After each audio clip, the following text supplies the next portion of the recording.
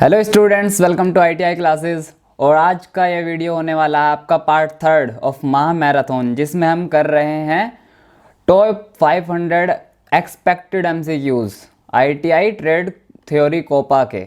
ठीक है, जो आपको 2022 और 2022 के बाद के लिए प्रिपरेशन करने में बहुत ही ज़्यादा हेल्पफुल होने वाले हैं। इसका पार्ट 1 और पार्ट 2 आपको प्लेलिस्ट में मिल जाएगा, और प्लेलिस्ट की जो लिंक है वो आपको वीडियो के डिस्क्रिप्शन में मिल जाएगी। और एक दो कमेंट में मैंने देखा था बच्चे बोल रहे थे पीडीएफ के लिए, तो वो जो है पीडीएफ हर पार्ट के कमेंट में पिन कर दी जाएगी। क्लियर है? तो स्टार्ट करते हैं बिना टाइम वेस्ट किए। आज का थर्ड पार्ट जो है आपका, उसमें जो सबसे पहला क्वेश्चन है आपके पास वो है बूटिंग कहते हैं। बूटिंग किसे कहते हैं? ठीक है, कंप्यूटर में बूटिंग किसे कहते हैं? आईटीआई ट्रेड थ्योरी कोपा का जो आपका चैप्टर सेकंड है ना, उसमें बूटिंग को डिटेल में पढ़ाया गया है। तो अगर सामान्य भाषा में मैं बात करूं, कंप्यूटर को स्टार्ट करने को ही बूटिंग कहते हैं। ठीक है, सामान्य भाषा में क्या है कि कंप्यूटर को स्टार्ट करने को ही बूटिंग कहते हैं। तो इसका आंसर ए हो जाएगा, है ना? नहीं, ए नहीं होगा। कब? जब आपको सी ऑप्शन दे दिया गया हो। ठीक है, ऐसे क्वेश्चंस आपको ट्रिक करने के लिए दिए जाते हैं, है ना। आपको ऐसे दो ऑप्शंस दे दिए जाएंगे जिनमें आपको बहुत ज़्यादा कन्फ्यूज़न क्रिएट हो सकता है। तो अब मैं आपको बताऊं, सामान्य भाषा में कहते कंप्यूटर को स्टार्ट करने को ही है बूटिंग, बट टेक्निकल अगर आप जाओ, डेफिनेशन पे जाओ, तो क्या होता है जब कंप्यूटर स्टार्ट होता है ना, जब कंप्यूटर स्टार्ट होता है तो बेसिकली कंप्यूटर जब स्टार्ट हो रहा होता है तो क्या होता है, जैसे कंप्यूटर की ये मेमोरी है, ये क्या है? कंप्यूटर की मेमोरी है, इसमें ऑपरेटिंग सिस्टम लोड होता है, और इस प्रोसेस को हम कहते हैं बूटिंग। इस प्रोसेस को हम कहते हैं बूटिंग। क्या? ऑपरेटिंग सिस्टम जब मेन मेमोरी में लोड होता है, उस प्रोसेस को हम कहते हैं बूटिंग। तो इसका आंसर क्या हो जाएगा? आपका सी हो जाएगा। ध्यान रखना है, ए आंसर नहीं होगा। ये सामान्य भाषा में हो सकता है कि स्टार्ट करने को बूटिंग कह देते हैं, बट जो आपकी डेफिनेशन है उसके हिसाब से ऑपरेटिंग सिस्टम को मेन मेमोरी में लोड करने को बूटिंग कहते हैं। इसमें आपको अपने फंडामेंटल्स स्ट्रॉन्ग रखने हैं, जो मैं अक्सर आपको कहता रहता हूँ, वरना यहाँ कन्फ्यूज़न हो जाएगी और आपका आंसर गलत हो सकता है। चलते हैं आगे क्वेश्चन पे। निम्न में से सबसे तेज मेमोरी है। भाई, सबसे तेज मेमोरी को याद रखने का इसका एक लॉजिक है। हमेशा जो कंप्यूटर पहले हुआ करते थे, जो पुराने होते थे, उनका क्या कंसेप्ट था कि वो पुराने थे, वो तेज नहीं चलते थे, इसलिए तो नए कंप्यूटर बनाए गए। और जैसे जैसे नए कंप्यूटर आ रहे हैं वो क्या हो रहे हैं? वो तेज होते जा रहे हैं, फास्टर। उनकी स्पीड क्या है? फास्ट है, पुराने वाले कंप्यूटर से। इसी तरीके से जो मेमोरी आज के समय में बनी होगी, जो नहीं होगी, वो आपकी मेमोरी तेज होगी। अब सीडी रोम तो बहुत पहले से है, बहुत ही ज़्यादा पहले से है। फ्लॉपी उससे भी पहले से है। ठीक है, कैश मेमोरी 1995 में पहली बार इंट्रोड्यूस हुई थी। कब? पहली बार 1995 में इंट्रोड्यूस हुई थी, बट ये उस वक्त सबसे पहले सिर्फ बनी थी, कंप्यूटर में इस्तेमाल नहीं होता था इसका, क्योंकि ये महंगी है और इसका डेवलपमेंट फेज़ उसके बाद स्टार्ट हुआ। तो अब जो नए महंगे कंप्यूटर आते हैं, महंगे लैपटॉप आते हैं, उनमें कैश मेमोरी होती है, और वो क्या करती है? कंप्यूटर की स्पीड को बहुत बढ़ा देती है। और ये नई मेमोरी है तो ऑब्वियसली क्या होगा? ये ही तेज मेमोरी होगी। इसका आंसर क्या हो जाएगा? आपका सी हो जाएगा। कैश मेमोरी कौन सी मेमोरी है जो सबसे तेज होती है इन दिए हुए ऑप्शंस में? हार्ड डिस्क भी एक स्टोरेज डिवाइस, स्टोरेज मेमोरी होती है ना, सेकेंडरी मेमोरी होती है, और ये भी उतनी तेज नहीं होती। ठीक है, इसका आपको ध्यान रखना है। अब मैं आपको इसका थोड़ा सा कंसेप्ट सिखा रहा हूँ यहीं पे, कि ये मेमोरी तेज मेमोरी क्यों होती है। ठीक है, अब मैं आपको बताता हूँ। एक कंप्यूटर में यहाँ पे जो है, इसे हम मान लेते हैं माइक्रो प्रोसेसर है। ये क्या है? कंप्यूटर में माइक्रो प्रोसेसर है। और ये क्या है? कंप्यूटर में मेमोरी है। ये कंप्यूटर में क्या है? मेमोरी है। कंप्यूटर किस तरीके से काम करता है? कंप्यूटर किस तरीके से काम करता है कि जितने भी प्रोसेस होते हैं, जितना भी जो एक्चुअल में काम होता है, वो किस में होता है? माइक्रो प्रोसेसर में होता है। और वर्किंग स्टोरेज की तरह कौन काम करता है उसमें? मेमोरी काम करती है। जैसे कि अगर मैं कहूँ आपको 3 और 4 को जोड़ो, या मैं कहूँ कंप्यूटर को मैं कह रहा हूँ कि 3 और 4 को जोड़ो, तो क्या होगा, जो डेटा और इंस्ट्रक्शंस होंगे वो कहाँ जाएंगे, मेमोरी में जाएंगे। यहाँ पे डेटा क्या है, 3 और 4 डेटा है, और इंस्ट्रक्शन क्या है, इसे जोड़ो, यानी कि निर्देश क्या है, इसे जोड़ो, तो ये क्या होंगे, मेमोरी में चले गए यहाँ पे। और मेमोरी में इसने जो है माइक्रो प्रोसेसर के साथ काम किया, ठीक है। यहाँ पे जो है इनकी एक्चुअल में जोड़ हुई, यहाँ पे इन्हें पता लगा अच्छा 7 आंसर आएगा 3 और 4 को जोड़ के। फिर जब इसने प्रोसेस कर लिया, इसे वापस मेमोरी में छोड़ दिया गया, ठीक है, कि 7 आंसर आ गया इसका। और इसे फिर जो है आउटपुट यूनिट में हमने देख लिया, आउटपुट यूनिट में हमने इसका आंसर देख लिया, ठीक है। ये तो हुआ स्टैंडर्ड तरीका। बट अब क्या हुआ यहाँ पे आती है कैश मेमोरी का काम।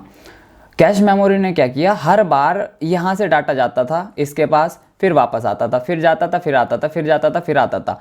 तो कई बार क्या होता है, कंप्यूटर में कुछ चीज़ें ऐसी होती हैं जो कॉमन होती हैं, कुछ चीज़ें क्या होती हैं, कॉमन होती हैं। जैसे अगर मैं बार बार नंबरों को जोड़ रहा हूँ, तो कंप्यूटर को पता लग गया कि यार ये जो है ना, ये कर रहा है जोड़ वाला काम यहाँ पे। तो क्या हुआ, कुछ इंस्ट्रक्शंस की जो ज़रूरत थी वो जो है कैश मेमोरी में चले गए, जो कॉमन इंस्ट्रक्शन थे वो क्या हो गए, कैश मेमोरी में चले गए। जो कॉमन इंस्ट्रक्शन थे उन कंप्यूटर ने पहचान लिया कि ये जो है बार बार प्लस कर रहा है, तो प्लस करना, ये जो निर्देश है ये जो है बार बार मिल रहा है, इसको जो है कैश मेमोरी में रख लेते हैं। इससे क्या हो रहा है कि बार बार जो है ना, ये लंबा चक्कर नहीं लग रहा मेमोरी और माइक्रो प्रोसेसर के बीच में, कि बार बार डाटा इंस्ट्रक्शन यहाँ जा रहे हैं, फिर वापस आ रहे हैं, फिर जा रहे हैं, फिर वापस आ रहे हैं। इसने क्या कर लिया कि सुन भाई माइक्रो प्रोसेसर, एक काम कर, ये जो है ना यूज़र इस चीज़ का बार बार इस्तेमाल कर रहा है और मैं तेरे पास हूँ, इसका तो जो है मैं तुझे लगातार डेटा दे रहा हूँ, ठीक है, लगातार इंस्ट्रक्शंस मैं तुम्हें पास कर रहा हूँ जो फ्रिक्वेंटली यूज़ कर रहा है। तो इन दोनों के बीच में कैश मेमोरी ने आके क्या कर दिया, जो चीज़ आप बार बार इस्तेमाल कर रहे थे वो इसने इसे एकदम पास में ही प्रोवाइड करा दी कि जब आपको इस चीज़ की ज़रूरत पड़े तो मुझसे ले लेना, मैं बिल्कुल फ्री हूँ, ठीक है। तो इस बार क्या हो रहा, इस अगली बार क्या हुआ, हमने 3 और 4 इसमें डेटा दिया और 3 और 4 गए, निर्देश को जाने की जरूरत ही नहीं पड़ी, कंप्यूटर को पहले से पता है कैश मेमोरी से कि करना क्या है, इस 3-4 का जोड़ना है, फटाक से हो गया, आंसर आ गया। तो कैश मेमोरी ने क्या किया, वो बीच में एक ऐसी मेमोरी बनी जिसने कंप्यूटर की स्पीड को बढ़ा दिया, इसलिए ये सबसे तेज मेमोरी होती है। क्लियर है, इसका आंसर आपको ध्यान रहेगा, कंसेप्ट समझ में आ गया। और नहीं आया हो यहाँ पे क्योंकि मैंने जल्दी जल्दी बता दिया है, तो आप कोपा का 2nd चैप्टर पढ़ लो, उसमें मैंने इसे डिटेल में एक्सप्लेन कर रखा है कि ये कैसे काम करती है। उसके बाद नेक्स्ट क्वेश्चन है आपका, मेमोरी की भंडारण क्षमता की इकाई है। ये कह रहा है मेमोरी की यूनिट क्या है, मेमोरी की यूनिट क्या होती है। तो भाई मेमोरी की यूनिट क्या होती है सबको पता है हमें। आपका जो मोबाइल होता है उसमें रैम होती है, कितने GB की होती है वो, 8 GB की हो सकती है वो, 4 GB की हो सकती है वो। पहले जब पुराने एंड्रॉयड फ़ोन आए थे आपको ध्यान होगा, उसमें 512 MB की रैम होती थी, 512 MB की रैम होती थी। यहाँ पे GB क्या है, गीगाबाइट, MB क्या है, मेगाबाइट, और MB से भी छोटा क्या होता था, किलोबाइट। हम कहते हैं ना कितने kbps की स्पीड आ रही है ना, हम यही तो कह रहे हैं किलोबाइट पर सेकंड, कितना डाटा जो है ट्रांसफ़र रेट क्या है डाटा का। तो ये क्या है, मेमोरी की यूनिट है। इसी तरीके से किलो भी हटा दो आप, सिर्फ बाइट भी बच जाएगा यहाँ पे, वो भी क्या है, मेमोरी की यूनिट है। तो यहाँ पे इन ऑप्शंस में क्या है, बाइट भी जो है आपकी मेमोरी की यूनिट है, किलोबाइट भी आपकी मेमोरी की यूनिट है, मेगाबाइट यानी कि MB, और यहाँ पे किलोबाइट क्या है, KB, तीनों की तीनों जो है आपकी मेमोरी की यूनिट है। तो ये भंडारण क्षमता की इकाई कौन सी हो गई, ये सभी। इसका आंसर क्या हो जाएगा आपका, D हो जाएगा, ये सभी। उसके बाद ये कह रहा है कैश मेमोरी क्या है। अभी अभी मैंने कैश मेमोरी आपको एक्सप्लेन किया है। कैश मेमोरी क्या है, CPU और मेन मेमोरी, अभी कहा था ना मैंने, माइक्रो प्रोसेसर और मेन मेमोरी के बीच में जो मेमोरी लग जाती है, ये जो इससे भी जुड़ी हुई होती है और इससे भी जुड़ी हुई होती है, क्या करती है, और ये इसके बीच में लग के फास्ट कर देती है, कंप्यूटर की स्पीड को जो है फास्ट कर देती है। तो कैश मेमोरी क्या है, CPU व मुख्य मेमोरी के बीच में जो स्थित तीव्र मेमोरी होती है वो आपकी कैश मेमोरी होती है। इसका आंसर क्या हो जाएगा आपका, C हो जाएगा। क्लियर, आगे चलते हैं। 45वां क्वेश्चन है आपका, किस मेमोरी का डाटा बिजली चले जाने पर नष्ट हो जाता है। किस मेमोरी का डाटा बिजली चले जाने पर नष्ट हो जाता है। तो देखो इसमें एक एक करके ऑप्शन हम नीचे से ले लेते हैं। सी जो है फ्लॉपी है। फ्लॉपी तो जो है एक स्टोरेज डिवाइस है, और स्टोरेज डिवाइसेस जो है सेकेंडरी मेमोरी होती हैं, और स्टोरेज डिवाइसेस में आपकी बिजली जाए या ना जाए उसमें डाटा जो है नष्ट नहीं होता, तो इसका ये आंसर तो नहीं होगा। उसके बाद रोम। रोम कंप्यूटर में जो है ना वो एक मेमोरी होती है जिसके अंदर आप क्या करते हो, प्रोग्राम को लिख देते हो एक बार और उसके बाद उसे जो है बार बार इस्तेमाल करते हो, बार बार रीड करते हो। इसका मतलब ही क्या होता है रोम का, रीड ओनली मेमोरी।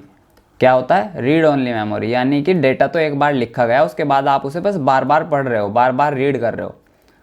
तो ऑब्वियसली अगर आप किसी डाटा को बार बार पढ़ रहे हो तो इसका मतलब ये तो है नहीं कि वो डाटा गायब हो सकता है। अगर डाटा गायब होगा तो आप उसे बार बार कैसे पढ़ पाओगे, नहीं पढ़ पाओगे। तो इसका आंसर जो है रोम भी नहीं होगा, बिजली जाने पे रोम से भी डाटा नष्ट नहीं होता, बचा क्या, रैम। तो इसका आंसर क्या हो जाएगा, ए, रैम। अब रैम मैं आपको बताता हूँ क्या होता है। रैम एक रैंडम एक्सेस मेमोरी, यानी कि ये प्राइमरी मेमोरी ही होती है एक, इसकी फुल फॉर्म होती है रैंडम एक्सेस मेमोरी, जो हम पिछले पार्ट्स में पढ़ भी चुके हैं। इस मेमोरी में क्या होता है, ये एक वॉलेटाइल मेमोरी होती है, ठीक है। मेमोरीज में हमने पढ़ा था इसको भी, एक वॉलेटाइल मेमोरी होती है रैम। अगर आपने देखा हो जब आप कंप्यूटर में कुछ भी कर रहे हो, कंप्यूटर में आप कुछ भी कर रहे हो तो रैम का इस्तेमाल हो रहा होता है वहाँ पे। रैम कैसे काम कर रही होती है, एक वर्किंग स्टोरेज की तरह काम कर रही होती है। आप सपोज़ करो इसमें गाना सुन रहे हो तो वो गाना प्रोसेसर और रैम के साथ ही मिलके काम कर रहा होता है, रैम और प्रोसेसर के साथ ही मिलके गाना चल रहा होता है। जैसे ही लाइट गई और आपका कंप्यूटर बंद हुआ, जब आप उसे फिर से खोलोगे तो क्या आपको गाना बजता हुआ सुनाई देगा, नहीं होगा ना, आपकी बिल्कुल प्लेन स्क्रीन आएगी कंप्यूटर बंद होने के बाद। तो क्या हुआ, वो सारा का सारा डेटा जो रैम में था वो क्या था, सारा का सारा टेम्परेरी था, वो सारा का सारा टेम्परेरी था। और जैसे ही बिजली चली गई डाटा भी चला गया आपका, जैसे ही बिजली चली गई आपका डेटा भी चला गया। तो रैंडम एक्सेस मेमोरी यानी कि रैम एक ऐसी मेमोरी होती है जिसमें बिजली चले जाने पर डाटा जो है नष्ट हो जाता है। इसका आंसर हो गया आपका ए, रैम, ठीक है। उसके बाद आगे आपका क्वेश्चन है 46, कंप्यूटर में एसी करंट को डीसी करंट में बदलने का कार्य करता है। भाई देखो, इन्वर्टर तो कंप्यूटर में होता ही नहीं, तो इसका आंसर तो ये होगा ही नहीं, ठीक है। इन्वर्टर घर में बिजली को जो है एसी डीसी का काम करता है, कंप्यूटर में नहीं करता। इसके बाद ये है यूपीएस। यूपीएस को पहले समझो क्या होता है। यूपीएस होता है आपका अनइंटरप्टेड, ठीक है, अनइंटरप्टेड पावर सप्लाई। और यूपीएस का काम कंप्यूटर में मैं बताता हूँ आपको क्या होता है। जब आपकी बिजली चली जाती है ना अचानक से और आपका काम नष्ट ना हो, आपका डेटा और जो आप काम कर रहे हो कंप्यूटर में वो एकदम से गायब ना हो जाए, तो ये आपको क्या करता है, टेम्परेरीली या कुछ समय तक, ऐसे आधे घंटे या 1 घंटे तक आपको पावर सप्लाई देता है, ठीक है। अनइंटरप्टेड पावर सप्लाई यानी कि आपको इंटरप्ट नहीं होने देता। आपकी लाइट चली गई तो यूपीएस एकदम जो है एक्टिव हो जाएगा और अपनी पावर देने लगेगा ताकि कंप्यूटर तुरंत बंद ना हो। इसका काम जो है पावर देने का होता है आपको, कब, जब लाइट चली जाती है, ताकि कंप्यूटर तुरंत बंद ना हो और आपका काम खो ना जाए। आप उसे सेव करो आराम से पहले, उसके बाद उसे आप कंप्यूटर को बंद कर सकते हो। तो इसका भी काम जो है एसी डीसी करंट में बदलने का नहीं होता, तो ये भी ऑप्शन नहीं हो सकता। उसके बाद आ रहा है इसमें एसएमपीएस, पावर सप्लाई। तो पावर सप्लाई जो है आपकी, ठीक है, पावर सप्लाई आपकी मैं आपको इसमें दिखाने की कोशिश करता हूँ कैसी होती है। आपका जो केस होता है ना कंप्यूटर का, डब्बा सा, वो पावर सप्लाई कुछ ऐसी आपकी पावर सप्लाई होती है।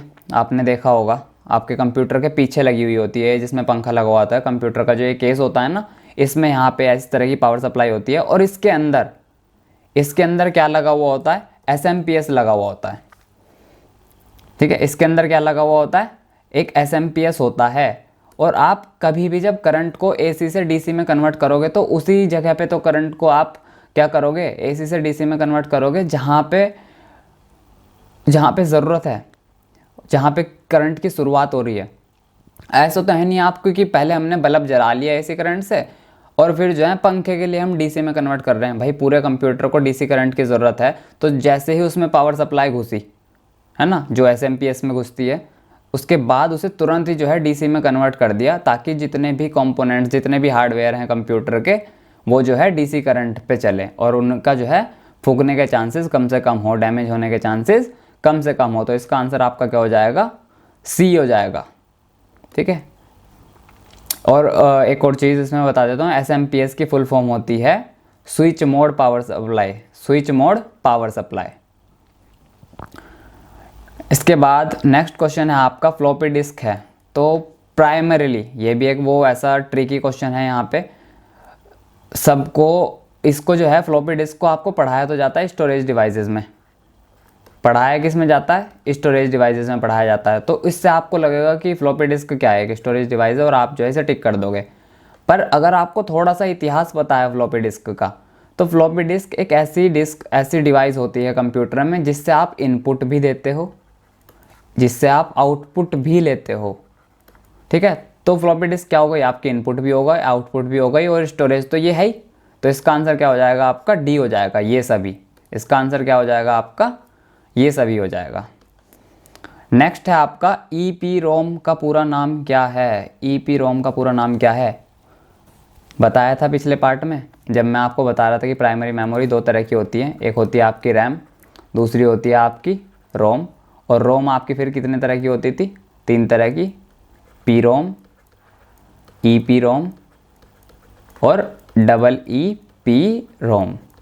तो ये पूछ रहा है कि ये क्या है, इसका पूरा नाम क्या है। इसका पूरा नाम होता है erasable programmable read only memory. अब ढूंढ लो इसको कहाँ है, ये erasable programmable read only memory है ना। इरेजेबल प्रोग्रामेबल ये गलत है, तो ये जो है इसका आंसर हो जाएगा A, erasable programmable read only memory. 48 का हो गया आपका ए। ठीक है, फुल फॉर्म तो आपको याद ही करनी होती है, इसमें कोई लॉजिक और कंसेप्ट वाली बातें होती नहीं है, तो उसे याद ही कर लेना। इसके बाद ये कह रहा है जीबी निम्न में से किससे संबंधित है। जीबी अभी तो बताया मैंने आपको, जीबी का फुल फॉर्म क्या होता है, गीगाबाइट, है ना। और जीबी आपकी क्या है, मेमोरी यूनिट है, क्या है, मेमोरी की इकाई है। तो इसका सीधा सीधा संबंध किससे होगा, मेमोरी दक्षता से होगा, सिंपल। आगे चलते हैं। यूपीएस को कंप्यूटर से जोड़ा जाता है। अभी मैंने बताया यूपीएस क्या है आपका, uninterrupted power supply, uninterrupted power supply. और इसको हम कंप्यूटर से क्यों जोड़ते हैं, ताकि जो आपकी पावर है, जो आपकी विद्युत प्रवाह है, वो नियंत्रित रह सके। इसका आंसर आपका हो जाएगा ए, तेज बन। इससे कंप्यूटर की कोई स्पीड नहीं बढ़ती, आकार कोई नहीं घटता, ना आकार इससे बढ़ता है। ठीक है, तो इसका आंसर हो गया आपका ए। इसके बाद कह रहा है बाइनरी अंक को कहा जाता है। बाइनरी अंक को क्या कहा जाता है, सबसे पहले समझते हैं कि बाइनरी अंक होते क्या हैं। बाइनरी नाम से आपको पता लगेगा, अभी देखना। बाय का मतलब क्या होता है, 2, नरी यानी कि नंबर, 2 नंबर। और कंप्यूटर में वो कौन से 2 नंबर होते हैं जिसके ऊपर पूरा का पूरा सिस्टम चलता है, वो होता है 0 और 1। और यहाँ पे 0 क्या होती है, 1 बिट होती है, और 1 क्या होती है, 1 बिट होती है। तो बाइनरी अंक को क्या कहते हैं, बिट कहते हैं। क्लियर है, बिट कहते हैं भाई। मैथ में नंबर्स को हम डिजिट कहते हैं, इसी तरीके से कंप्यूटर में जो नंबर्स होते हैं बाइनरी, उन्हें हम बिट कहते हैं। बिट क्या है, आपकी सबसे छोटी इकाई होती है मेमोरी की। उसके बाद ये कह रहा है बाइनरी संख्या निम्न अंकों से मिलकर बनी है। अभी तो बताया मैंने, बाइनरी कितने नंबर हो सकते हैं मैक्सिमम, बाइनरी यानी कि 2 नंबर, और 2 नंबर यहाँ पे क्या है, 0 और 1। इसका आंसर आपका हो गया सी। भाई 0 से 9 करोगे आप, 10 अंक आ जाएंगे। ए से जेड जो है, ये तो जो है अल्फ़ाबेट्स हो गए, और ये 0 से 4 भी 5 नंबर आ गए इसमें, तो 2 ही की बात हो रही है, तो 0 और 1 इसका आंसर होगा। इसके बाद आपके पास 53rd क्वेश्चन है, कंप्यूटर की शक्ति किससे मापी जाती है। भाई कंप्यूटर की शक्ति किससे नापते हैं, कंप्यूटर कौन सा बढ़िया, सिंपल सा, जिसकी स्पीड ज़्यादा अच्छी होगी, जिसकी मेमोरी अच्छी होगी, वो आपका कंप्यूटर जो है शक्तिशाली होगा। इसे आप कंप्यूटर से मत समझो, मोबाइल से समझो। चलो अपने आपका जो स्मार्टफोन है ना, स्मार्टफोन है आपका जो, उसमें आप जब आप स्मार्टफोन खरीदते हो तो आप क्या देखते हो, आप यही तो देखते हो कि मेमोरी कितनी है उसकी, मेमोरी यानी कि रैम कितनी है उसकी। हम रैम देखते हैं, क्योंकि जितनी ज़्यादा रैम उतना ज़्यादा उसमें जो है वर्किंग स्टोरेज मिलेगा आपको, यानी कि उतना ज़्यादा मोबाइल ऐप्स उसमें एक साथ आप चला सकते हो। ठीक है, तो यहाँ पे सीधा सीधा मेमोरी ज़्यादा होगी। उसके बाद हम देखते हैं स्पीड। स्पीड कैसे देखते हैं, हम देखते हैं उसका प्रोसेसर कितना फास्ट है, कितने गीगाहर्ट्ज़ का उसका प्रोसेसर है। और इन्हीं 2 चीज़ों से हम कंक्लूजन निकालते हैं कि मोबाइल कितना पावरफुल है। ठीक है, तो इसका स्पीड एंड मेमोरी आंसर हो जाएगा। आगे चलते हैं आप। इसके बाद माइक्रो प्रोसेसर पर हीट सिंक एवं पंखा लगे होने से क्या होता है। सबसे पहले यहाँ समझते हैं माइक्रो प्रोसेसर क्या होता है। ये आपका एक एक मतलब सर्किट की तरह होता है ना। इसमें बहुत सारे सर्किट्स होते हैं, बहुत ही ज़्यादा सर्किट। इसके बीच में कहीं CPU लगा हुआ होता है। इसके ऊपर जो है हम क्या करते हैं, हम इसके ऊपर एक जो है हीट सिंक लगा देते हैं, एक पेस्ट टाइप की चीज़, और उसके ऊपर फिर एक पंखा लग जाता है। अब ये पूछ रहा है कि इन दोनों को लगाने से क्या लाभ होता है। अब जैसे मैं आपको बता रहा हूँ कि इसमें बहुत सारे सर्किट्स होते हैं, बहुत सारे सर्किट्स होंगे, तो जब इसमें इलेक्ट्रिसिटी जाएगी तो इलेक्ट्रोमैग्नेटिक फील्ड जनरेट होगा। इधर इसके इर्द गिर्द क्या होगा, इलेक्ट्रॉनिक मैग्नेटिक फील्ड जनरेट होगा, जिससे क्या होगा, हीट उत्पन्न होगी, ऊर्जा उत्पन्न होगी। और जहाँ ऊर्जा उत्पन्न होगी वहाँ पे क्या होगा, इसका तापमान बढ़ेगा, इसका टेम्परेचर बढ़ेगा। अब जब इसका टेम्परेचर बढ़ेगा तो ऐसा नहीं हो सकता, अगर हमने इसके टेम्परेचर को कंट्रोल ना किया, हमने इसके तापमान को कंट्रोल ना किया, तो क्या होगा, इसके सर्किट फूक जाएंगे, इसके सर्किट डैमेज हो जाएंगे। तो इस पे हीट सिंक और पंखा क्यों लगाया जाता है, ताकि इसमें जो चिप है, इसकी जो चिप है या चिप जो है, तापमान को नियंत्रण रख सके। इसका आंसर क्या हो जाएगा, ए हो जाएगा। उसके बाद दूसरा है आपका प्राइमरी स्टोरेज का उदाहरण है। प्राइमरी मेमोरी को मैंने आपको बताया था, अभी फिर से बता देता हूँ। प्राइमरी मेमोरी आपकी कितनी तरह की होती हैं, 2 तरह की होती थी, रैम और रोम। तो इसमें कह रहा है प्राइमरी स्टोरेज का कौन कौन सा उदाहरण है। इसमें रैम है, बिल्कुल है। रोम है ईप्रोम। तो ईपीरोम भी जो है रोम का ही तो भाग है, ठीक है, लिखा होता है इसमें रोम, खुद ही आ रहा है, इसमें नाम के बाद ही आ रहा है रोम, तो ये भी इसी का भाग है। तो ये भी जो है एक प्राइमरी मेमोरी है। तो इसका आंसर क्या हो जाएगा, डी। ये सभी क्या हैं, ये सभी क्या हैं, आपकी प्राइमरी स्टोरेज के उदाहरण है। उसके बाद कह रहा है कि 56 क्वेश्चन में कह रहा है किसी भी फाइल को डिलीट करने के लिए किस कमांड का प्रयोग किया जाता है। ध्यान से देखो क्वेश्चन को, क्या कह रहा है, कमांड का प्रयोग। वो ये नहीं कह रहा किस की स्ट्रोक को दबाते हो आप, ये कह रहा कमांड। किसी भी फाइल को डिलीट करने के लिए कमांड का प्रयोग कह रहा है वो। तो अब मैं आपको इसका सिर्फ एक का मैं आपको जो है करके दिखा रहा हूँ अपने कंप्यूटर में, है ना, क्योंकि इससे फाइल्स इधर उधर हो जाती हैं कंप्यूटर में। तो मैं सबका नहीं करके दिखाने वाला, सबका आप खुद करना, मैं आपको बता दूंगा। तो हमें ये कह रहा है कि हमें कौन फाइल डिलीट करनी है, सिंपल सी बात ये है, ठीक है। तो मैं आ जाता हूँ अपने कंप्यूटर की मेन स्क्रीन पे। उसके बाद मैं अपने फोल्डर में पहुँच जाता हूँ पहले, और सारा कंप्यूटर देख लोगे आप तो इससे, हाँ कोई नहीं, ठीक है। अब ये जो है ना, यहाँ पे कुछ फाइलें हैं, यहाँ पे क्या है, मेरे कंप्यूटर की फाइलें हैं। अब ये कह रहा है इस फाइल को डिलीट करना है आपको, कैसे, कमांड से, ठीक है, वो करके दिखाऊंगा मैं भी आपको। अब आपको जो है पहले इसमें मैं एक फ़ाइल दिखा देता हूँ लाके। जैसे मैं इसमें एक फ़ाइल खुद ही डाल रहा हूँ पहले, फिर मैं उसको आपको डिलीट करके दिखाऊंगा। मैंने जो है यहाँ पे एक फ़ाइल डाल दी, यहाँ पे आपको दिख रहा होगा, यहाँ पे विकास GST फॉर्म लिखा है। इसको मैं नाम चेंज कर देता हूँ। मैंने यहाँ पे एक फ़ाइल डाल दी ITI classes.pdf, ठीक है। अब इसे फाइल को हम ढूंढ लेते हैं, कहाँ है, ये आपको दिख रहा है यहाँ पे, ये फाइल है, ये फाइल है। ये कह रहा है इस फाइल को डिलीट करना है। अब उस फाइल को डिलीट करने के लिए कौन सी कमांड का इस्तेमाल करना होगा, ठीक है। कोई नहीं, इसे अभी दिखा देता हूँ मैं आपको क्या करना है। ये हमने यहाँ पे खोल लिया कमांड प्रॉम्प्ट, जिसमें हम कंप्यूटर को कमांड देते हैं किसी कार्य को करने के लिए। क्या करते हैं, कमांड देते हैं। और इसको मैं ले आता हूँ सेंटर में ताकि ये आपको दिखाई दे। अब मुझे क्या करना है, फाइल डिलीट करनी है। मैंने लिखा DEL, डिलीट के लिए मैंने लिखा DEL कमांड, और उसके बाद मैंने कहा डिलीट कर दो किसे, ITI classes.pdf फाइल को, ठीक है। मैंने लिखा DEL और कौन सी फाइल को, ITI classes.pdf को डिलीट कर दो। उसके बाद मैंने क्या करा, एंटर मार दिया।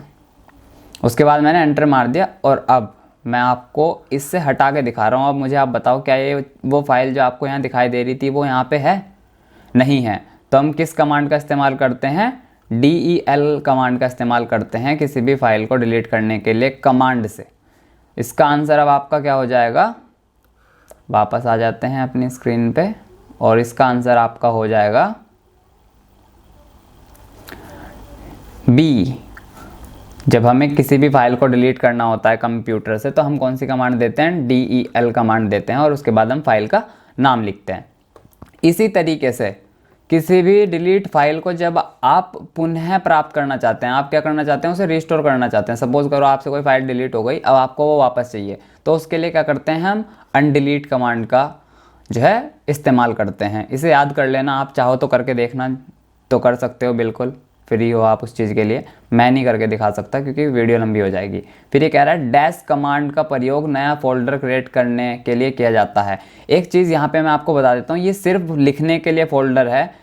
कमांड प्रॉम्प्ट में फाइल और फोल्डर जैसी चीज़ें होती ही नहीं हैं। कमांड और प्रॉम्प्ट में क्या होता है, फाइल एंड फोल्डर जैसी कोई चीज़ होती ही नहीं है, वहाँ पे चलती है डायरेक्टरी। वहाँ पे अगर आपको किसी चीज़ को एक्सेस करना है तो आप जो है डायरेक्टरी का इस्तेमाल करते हो, डायरेक्टरी के माध्यम से उस तक पहुँचते हो। ठीक है, डायरेक्टरी क्या होता है, सी में आप यूज़र में चले गए, आप मयंक कुमार वाले फोल्डर में चले गए। ठीक है, तो ये क्या होती है, डायरेक्टरी होती है। और डायरेक्टरी क्यों यूज़ की जाती है, क्योंकि हर एक फाइल की अपनी एक यूनिक डायरेक्टरी होती है। अगर फोल्डर की और फाइल की मैं बात करूँ तो दो फाइल और फोल्डर्स का नाम सेम हो सकता है, इसलिए हम फाइल फोल्डर का इस्तेमाल नहीं करते कमांड प्रॉम्प्ट में, ताकि गलत फाइल ना हो जाए या मिस इंटरप्रेट ना हो जाए या कुछ एरर ना आए, इसलिए उसमें डायरेक्टरी होती है, क्योंकि डायरेक्टरी यूनिक होती है। क्या होता है, डायरेक्टरी यूनिक होती है। तो अब ये कह रहा है कि कौन सी कमांड मैं यूज़ करूं जिससे मैं जो है नया फोल्डर क्रिएट कर सकूं। वो बेसिकली नया फोल्डर क्रिएट करने के लिए नहीं कह रहा, वो यहाँ कहना चाह रहा है कि मैं नई डायरेक्टरी क्रिएट करनी है मुझे। और उसके लिए आपके पास होता है एक कमांड होती है मेक डायरेक्टरी, MDIR। ठीक है, MDIR इसका जो फुल फॉर्म होता है वो होता है मेक डायरेक्टरी। मेक डायरेक्टरी और मेक डायरेक्टरी क्या है, यहाँ पे MD ही तो है, तो इसका आंसर क्या हो जाएगा, आपका A हो जाएगा। ठीक है, इसे एक बार आप क्रॉस चेक कर लेना, इसमें शायद एक टर्म और आती है MFDR करके या MKDIR करके, बट इसी तरह की कोई टर्म होती है। लो मैं आपके लिए इसे अभी चेक कर देता हूँ, MFDIR।